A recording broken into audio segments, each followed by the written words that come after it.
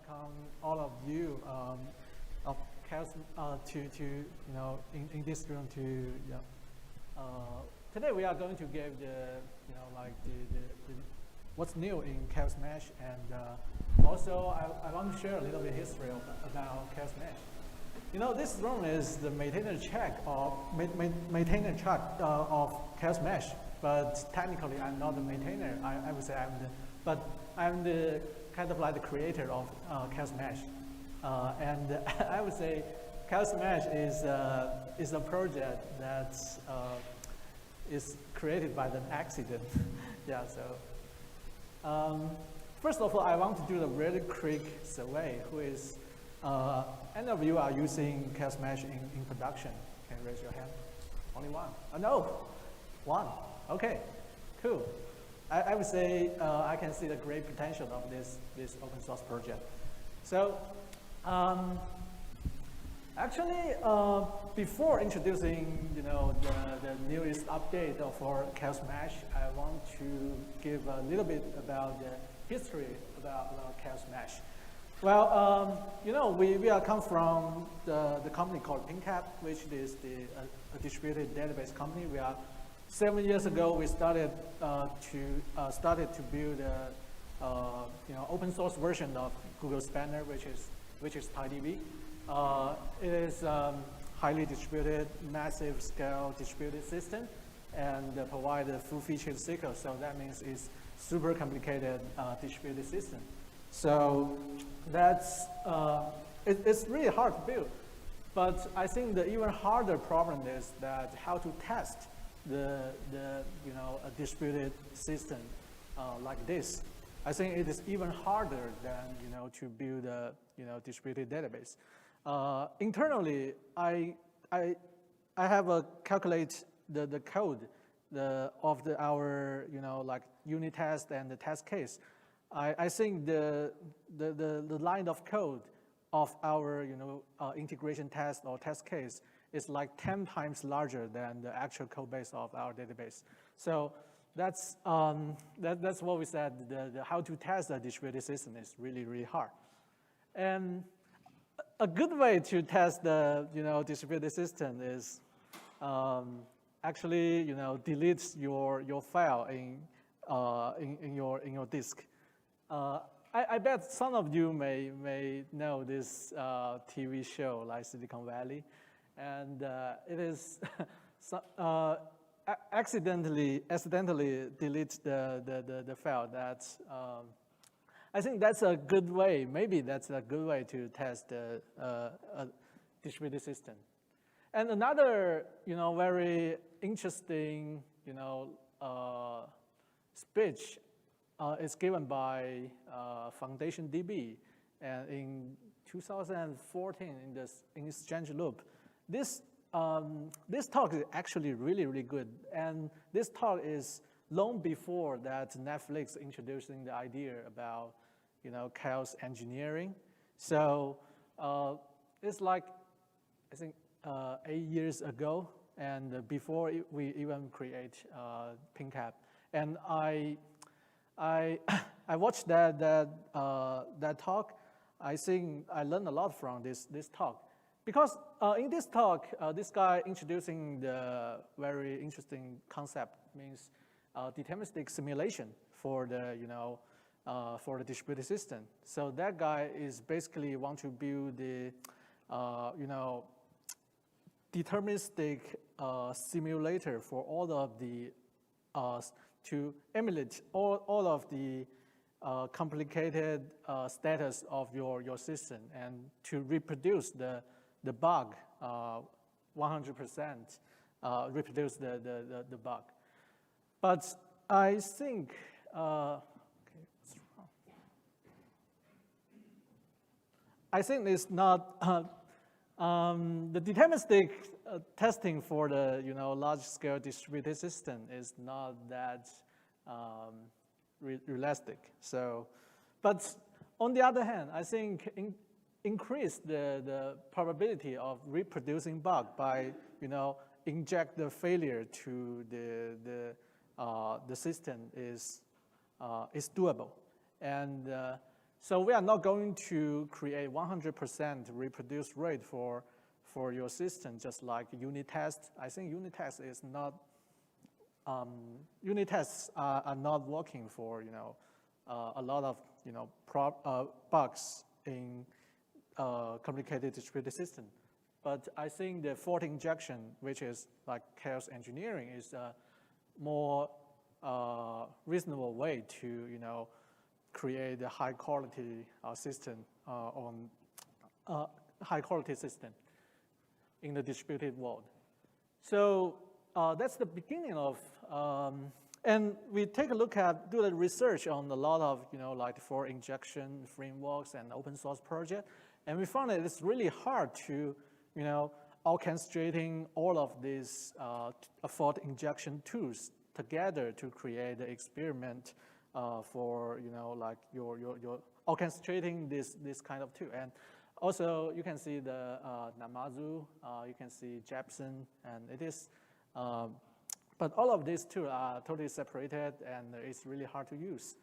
So, and in the early days of PingCAP, the database company, at the very beginning, we create the internal project we called Schrödinger.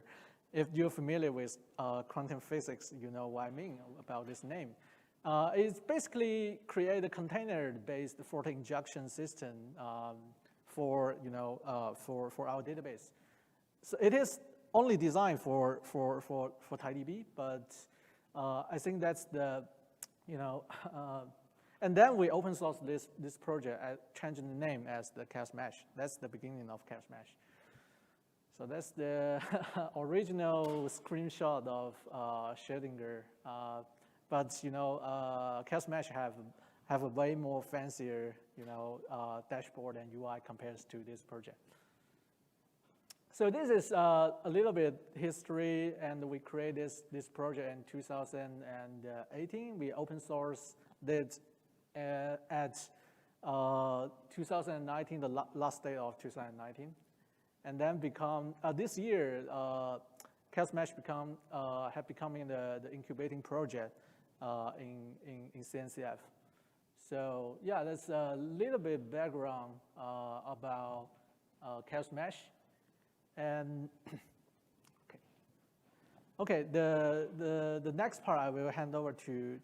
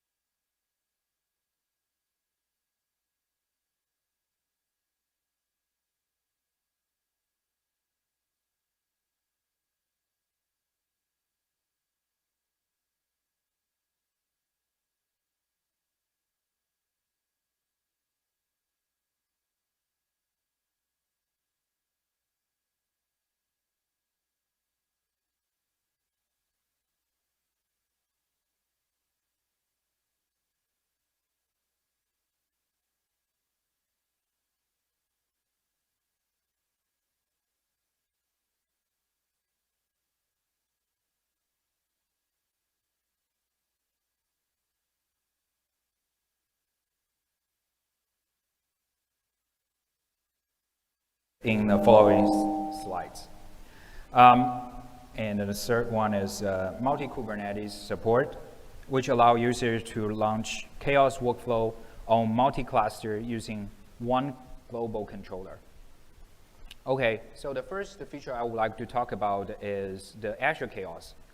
So as the name implies, this feature allows us to run chaos workloads on top of the Azure cloud. So before 2.4, we have already support GCP chaos and AWS chaos. We have already received many positive feedback from the community. So very naturally, we wanted to extend the cloud provider feature sets by implementing this Azure chaos.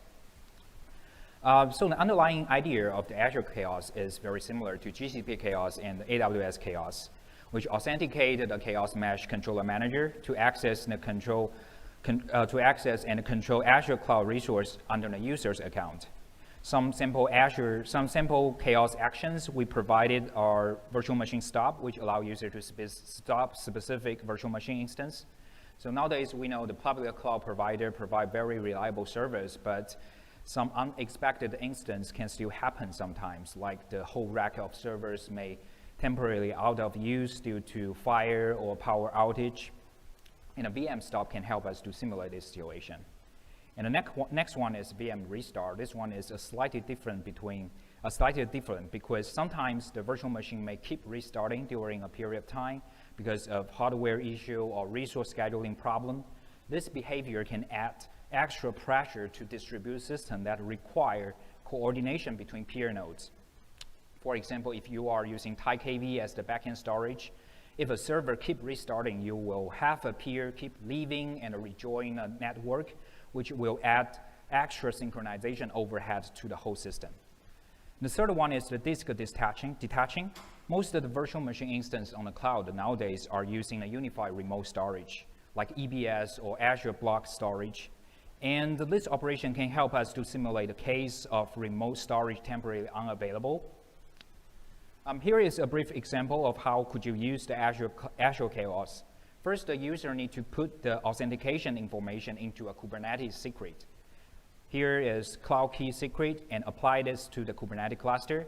Then we can define an Azure Chaos workload, which will point to the secret we just created and define the action we wanted to take. Here is the VM restart. Finally, we apply this workload to the Kubernetes, and the ChaosMesh controller will load it and authenticate and proceed the action. The second feature I wanted to introduce is the BlockChaos. In early years of Kubernetes, most of the users are using Kubernetes to build stateless application. But nowadays, we are seeing increasing demand of building stable application on top of Kubernetes. So for stable application, what's the top priority? It is saving the data correctly and efficiently. Therefore, stable and high-performance storage is very critical. And ensuring application can still provide servers with temporary I/O performance degradation is even more critical. To this end, we implement the BlockChaos. You may be a little bit curious because before 2.4, we actually have an I/O-related chaos workload called I/O Chaos, which can also be used to simulate the scenario of unexpected I/O latency on block device. Then why we introduce a new I/O-related feature? The I/O Chaos works well in most of the case, but it may come with a side effect when simulating a case of accessing huge amount of files. To implement the I/O Chaos, we run a chaos sidecar container inside the target pods using ptrace to replace the file descriptor of the target process, and then take control of the file descriptor by adding extra latency to the I/O operation. This mechanism works well in most of the case, but if the process is opening huge amount of files, like thousands or tens of thousands of files, then the ptrace will pause the target process. And that is some side effect we don't want to import. So to better simulate the I/O chaos scenario without importing side effect, we implement the BlockChaos in version 2.4.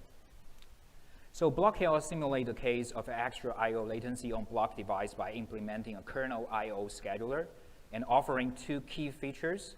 First is the I/O delay, which allows users to specify the latency of the block device. And then the second one, which is currently under intensive development, is the limit I/O ops, which allow users to specify the IOPS of the block device. So how does BlockChaos work internally? First, we take a look at how a normal I/O request will be handled on a computing node. After the application sending a read or write request to the file system will then send the corresponding block I/O request to the kernel request queue elevator. So this request queue elevator contains multiple I/O scheduler from the kernel.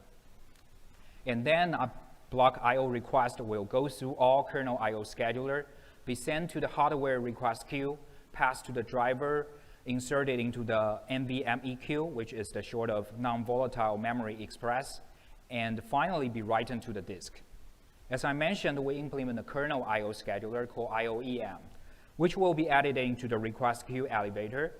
So when a block I/O reaches the IOEM, instead of passing it to the next scheduler, the IOEM will hold it for a specific time and then pass it to the next I/O scheduler, which simulates the I/O latency scenario.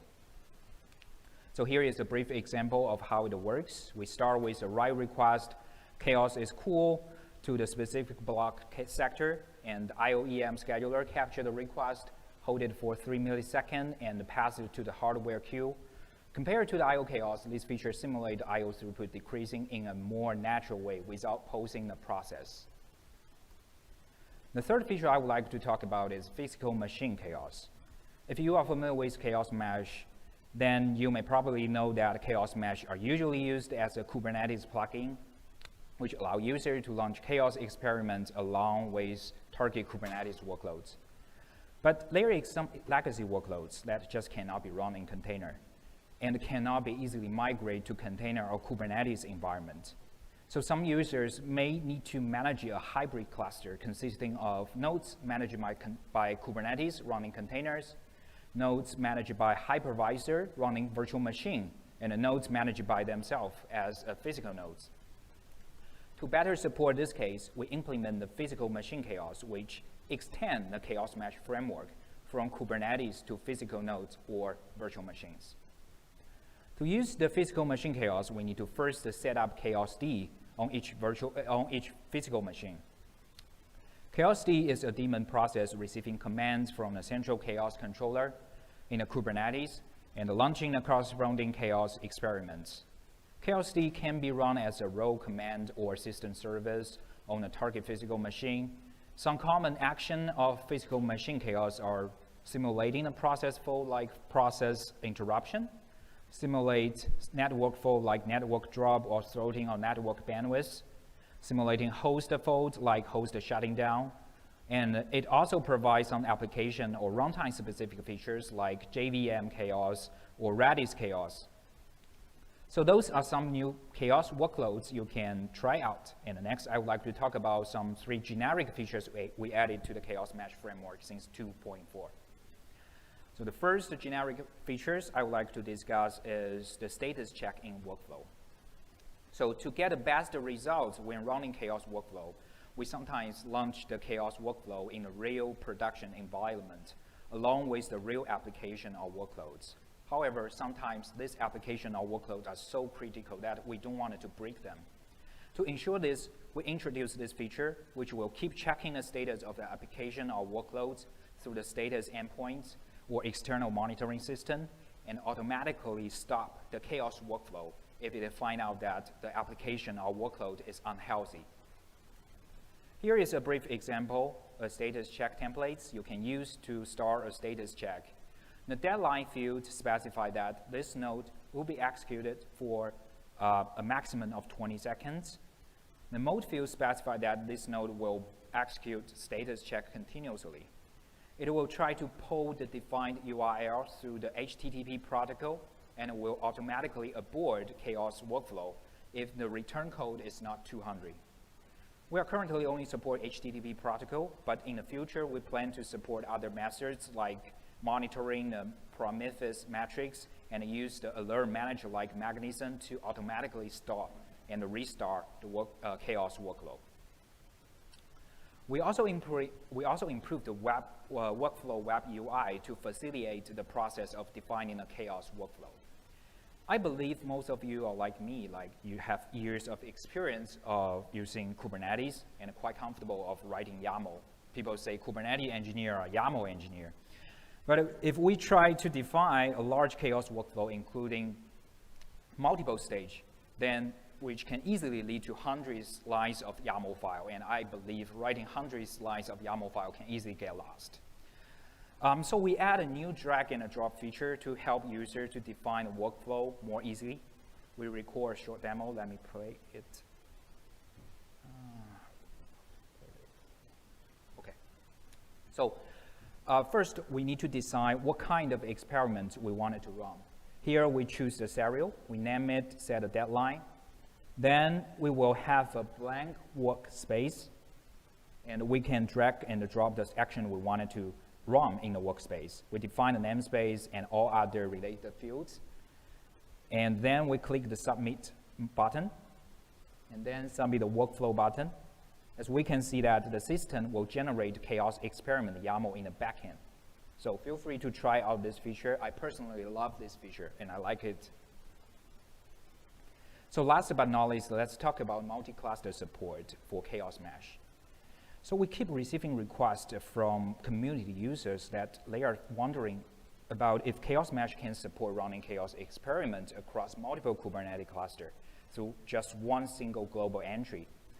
I think this is a very reasonable request, considering that many users are building large distributed system or SaaS platform that need to be deployed across multiple Kubernetes clusters located in different geographic regions. And sometimes they wanted to run a global-wide Chaos experiment, like maybe simulate the apocalypse situation.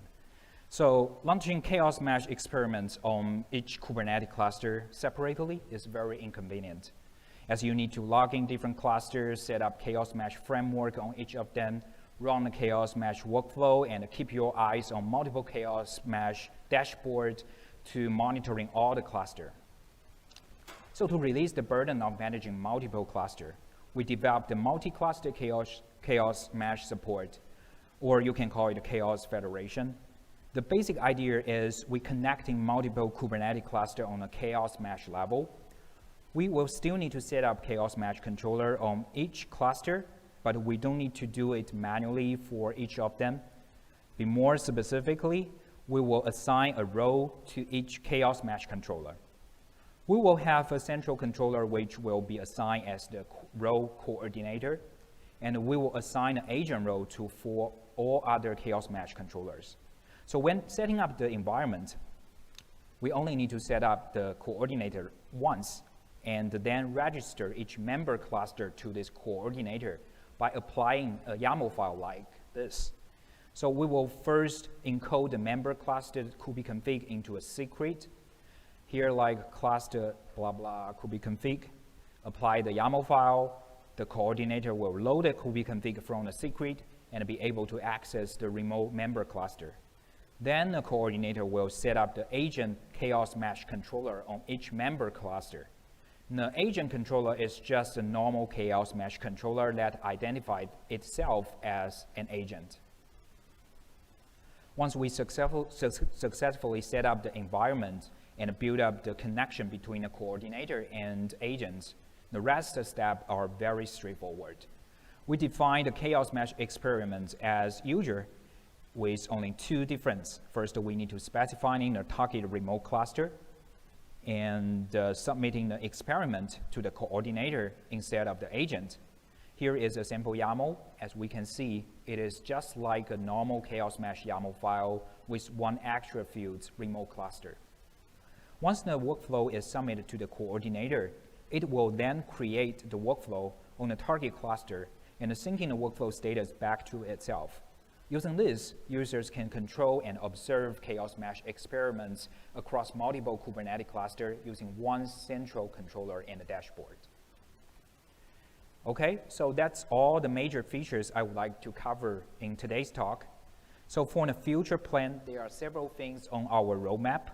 First, we wanted to improve the usability of the system. We wanted to add more inspection and the reports. And we also wanted to improve the debuggability of the system, like adding more rich observability results.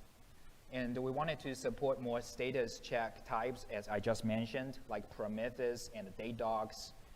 And we wanted to develop a new framework that is cool because we wanted to allow users to extend ChaosMesh framework themselves by defining their own ChaosMesh workflow.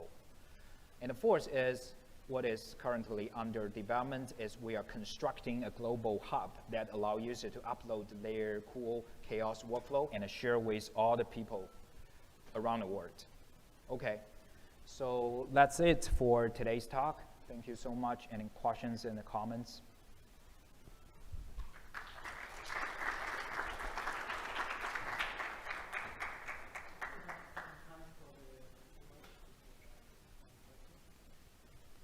Yes.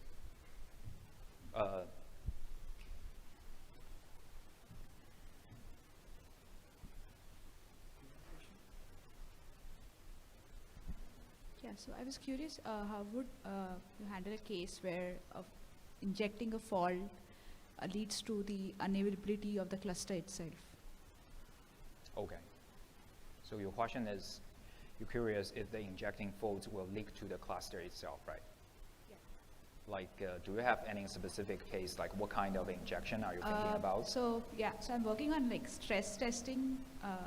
So I was thinking is like where I'm creating a lot of resources and seeing if it basically slows down the API server or the API server goes down or something like that.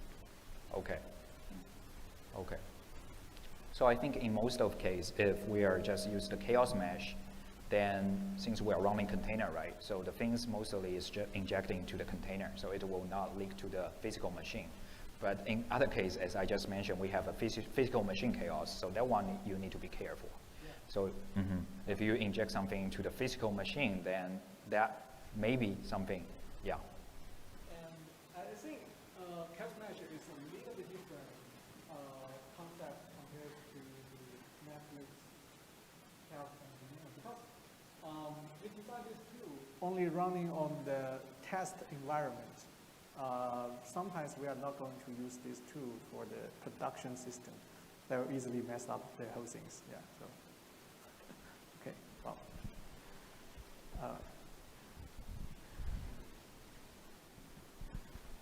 I haven't used ChaosMesh that much, but I just have a basic question. So how do you, so Kubernetes has got is all these horizontal pod scaler and then vertical scalers, right? So how do you actually deal with that scaling and then stop the scheduler and then replica sets from actually thinking that it's actually failure and then going in a loop that while you're actually bringing down some of these pods? Okay. Your question is about how to decide is this a bug or? I mean, how do you keep the scaling in control while you're doing the chaos testing? Actually, we have a customized controller in ChaosMesh. ChaosMesh have we will build the CRD and also have a customized controller provided by ChaosMesh itself. It will inject into the Kubernetes runtime. So this controller will follow the status running the chaos experiment. Yeah.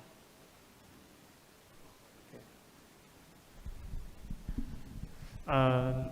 So my question is, what if ChaosMesh, like Chaos controller itself, crashed during the fault injection, and as a result, it failed like cleaning up the chaos injection process?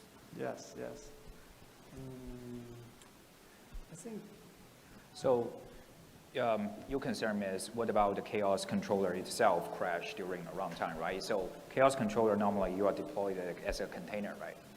So if it crash, you definitely will want to restart it, right? And we have a CRD to record the status of each chaos workflow. So after you restart, you still read the latest status from the CRD, and you can recover and resume your workflow. Yeah. And what if like the chaos daemon that running on each node failed to like revert the chaos injected to the status before? You mean because actually we experienced that once, and the team that carried out the experiment panicked for a while before we manually recover everything. Yeah. So yeah. Maybe I think that's a bug. Yes. Yeah. Is that an answer? That's a bug. Is that an answer? Yeah, maybe. Yeah, but like to clarify, like most of the time it worked perfectly. Yeah. Then we need to fix the bug. Okay, I will probably like try to collect the logs and submit in the community. Yeah, that would be great.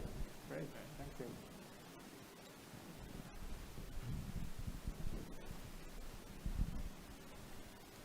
So in case of Chaos Toolkit, we have a section to check the steady state, right? Is the status check is the equivalent of it, or what is the status check in ChaosMesh actually is for? So, yeah. So your question is what is status check used for, right? Yeah. So sometimes when you're doing ChaosMesh, you may want to add stress to a large cluster, right? So sometimes, I mean, Ed just mentioned we don't want to run it in production environment, but sometimes maybe we wanted to run it in production environment. But we don't want it to break the actual application or workloads. They are very critical. So we have this status check to keep checking the application and the workloads. If we found this application or workloads are unhealthy, then we will automatically abort the ChaosMesh workflow. And then, we will dump all this data, and then the SRE team will come back and investigate, and then we can know the limitation of this whole system in the cluster.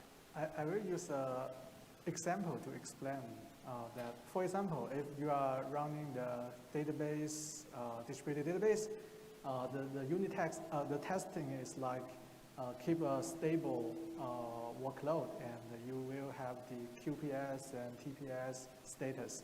And then you do the fault injection, because you know the system will be automatically recover.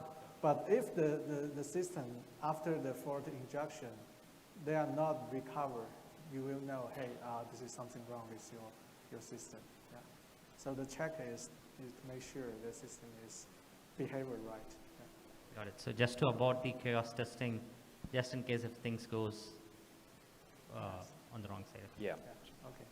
I think that gentleman have a question. Yeah. So Istio has like fault injection already built into it. How does it work with Istio? Is it something you would use instead of the Istio fault injection, or does it work with it? Or Can you repeat the question? so Istio has like its own fault injection Oh, I mechanisms see. where Istio. you can inject latency and failures and stuff. So would this work? Would you use this instead of the Istio fault injection, or with it, or?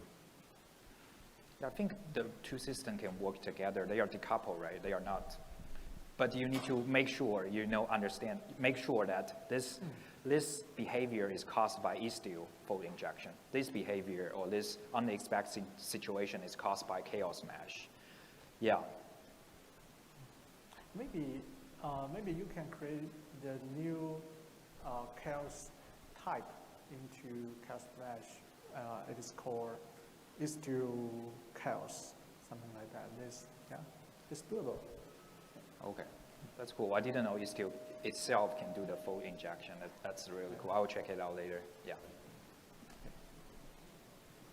Okay. Okay. I guess that's all. Thank you. Thank you.